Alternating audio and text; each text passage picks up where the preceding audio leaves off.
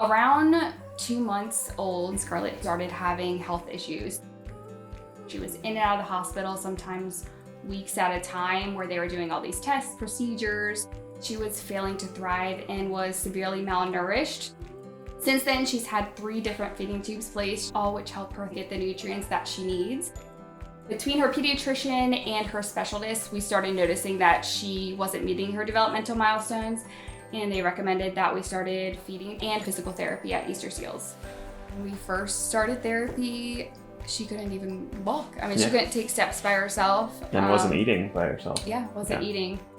Since she has a feeding tube, she would have to wear this book bag on her. People always say, oh, it looks like she's going to school, but really it's got her feed pump in there. Now she's at the point where she doesn't have restrictions, so now she gets to learn new textures and learn new flavors. So it's like a whole new world has opened up for her. She went from barely being able to crawl to the kid walk, where she would take a few steps. Then we went to a gait trainer, and then eventually one day she just took off.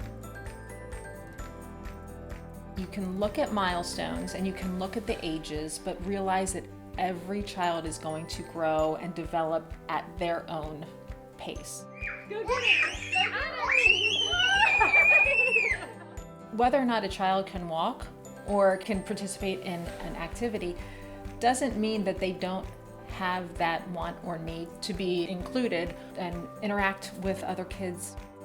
Her brothers are so caring and supportive that, I mean, everything that she goes through, they're right there with her and holding her hand through the hard days.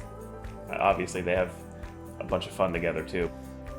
We had this 1-year-old little girl who we thought may not walk one day. We were thinking about wheelchairs. She went from barely being able to hold her own head up.